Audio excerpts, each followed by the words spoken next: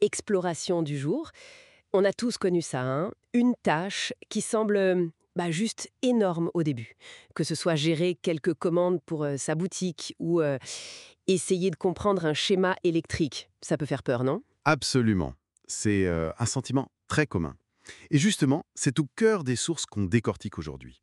On a une transcription d'échanges assez riche, qui parle d'apprentissage, de notre rapport à l'info, qui est parfois un peu bizarre, il faut le dire. Ah oui, Et ça va même jusqu'à analyser une page web sur un sujet sensible, les enfants et les écrans. d'accord. Donc l'objectif, c'est de plonger là-dedans pour en tirer les leçons clés. On va parler de cette fameuse courbe d'apprentissage, de comment on peut se former soi-même et parfois en savoir plus que certains experts. Tout à fait.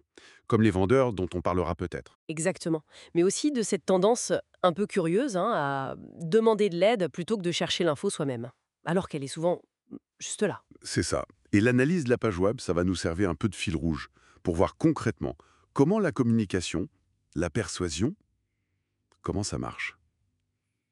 Ou pas. Parfait. Alors, allons-y pour cette analyse détaillée. Bon, alors ce qui ressort tout de suite, c'est cette idée que la compétence, ça s'acquiert. C'est pas inné, quoi. Oui, les sources donnent des exemples. L'électricien qui jongle avec ses fils, celui qui se lance dans le montage vidéo sur YouTube. Au début, c'est le flou total. C'est ça. Et puis petit à petit, geste après geste, ça devient presque naturel. Carrément. Mais c'est plus qu'une habitude. C'est, comment dire, un vrai déblocage mental, non? L'impossible devient faisable. Oui, tout à fait. Mais là où ça devient vraiment intéressant, c'est le paradoxe de l'information que les sources soulèvent. Ah oui. D'un côté, on a accès à une quantité d'infos incroyable sur Internet. On peut, comme le montre la discussion, se renseigner au point d'en savoir plus qu'un vendeur. L'exemple de la piscine ou du projecteur vidéo. Exactement. Hmm. Le vendeur qui sait même pas les lumens. Oui, Une info de base pourtant. c'est fou ça. Ça montre bien le pouvoir de l'auto-formation. Carrément. Mais l'autre côté de la médaille, c'est cette résistance à chercher soi-même. Les sources mettent le doigt dessus. Oui, cette habitude de, au lieu de passer 5 minutes sur Google, on va poster sa question sur un groupe Facebook ou demander à un coach. Voilà. Et on attend parfois des jours une réponse qui peut être incomplète ou même fausse. Et les exemples sur Adobe Premiere ou System.io. C'est vrai, c'est cité. C'est un comportement assez curieux. L'info est là, accessible, mais on préfère passer par quelqu'un. Alors est-ce que c'est la flemme, comme le suggère la source, Hmm. ou la peur de mal Ouais, comprendre, ou peut-être le besoin de validation. d'être rassuré? Peut-être aussi, oui. C'est une bonne piste. Bon, c'est vrai que face à un choix énorme, genre acheter un PC, le conseil peut se justifier. Mais pour des questions plus factuelles, Oui, ça interroge. Et justement, cette idée de chercher à être guidé, ça nous amène pile à l'étude de cas, la page web sur les enfants et les écrans. La discussion la décortique pas mal. oui, et les retours sont très pratiques, très concrets. Par exemple, l'accroche visuelle tout au début. Ah oui? Est-ce qu'il faut une image qui fait un peu peur pour capter l'attention? Ou au contraire une image positive rassurante? Les sources évoquent même l'idée de montrer les deux, un peu comme un avant-après. Intéressant. Et la structure de la page aussi, c'est important, j'imagine. Crucial. Des couleurs claires pour différencier les offres. L'utilisation de symboles, d'emojis peut-être pour guider l'œil. Et le mobile, ça on oublie parfois. La page apparemment avait un bandeau qui s'affichait mal sur téléphone. C'est rédhibitoire ça. Ah bah oui.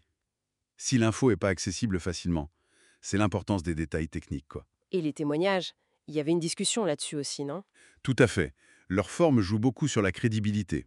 Un simple texte anonyme, bon, ça peut paraître un peu léger. Hmm. L'idée qui est proposée, c'est d'utiliser de l'audio. Même anonymisé, ça ajoute une touche plus humaine, plus tangible. D'accord, je vois.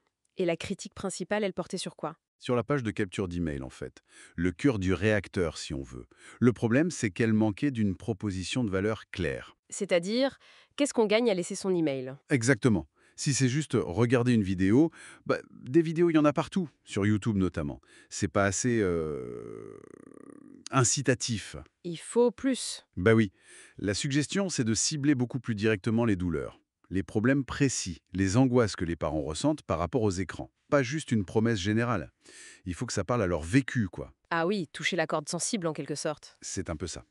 Et ça soulève tout le débat sur l'utilisation des leviers psychologiques en marketing, hein. Oui, est-ce qu'il faut appuyer sur les peurs, sur les problèmes pour pousser les gens à agir? Les sources font des parallèles avec la santé publique, la politique, C'est ça, c'est une ligne éthique qui n'est pas toujours facile à tracer. clairement. La discussion, elle tranche pas de manière dogmatique, mais elle expose bien ce dilemme. Mhm. Pour aider quelqu'un qui est un peu dans l'inertie face à un vrai problème, est-ce qu'il faut oser appuyer là où ça fait mal? C'est posé comme une question stratégique avec ses risques éthiques. Hmm, intéressant. Bon, au final, que ce soit pour maîtriser un logiciel, comprendre des filets électriques ou monter une page web qui convertit, Oui, le chemin, ça semble toujours passer par l'action, par la recherche active et par le fait de dépasser ces blocages du début, non? oui, c'est vraiment ce qui ressort. Ça tranche pas mal avec le fait de juste consommer de l'info passivement ou de toujours dépendre des autres pour avoir des réponses. Ce qui peut faire perdre du temps d'ailleurs, ou mener sur de fausses pistes. Tout à fait.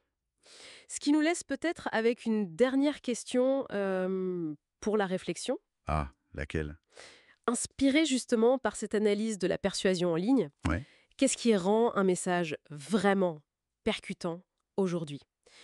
C'est la logique pure, l'appel à l'émotion, ou alors cette confrontation un peu plus directe aux problèmes, aux craintes des gens? Hmm, vaste question. De quoi réfléchir, effectivement.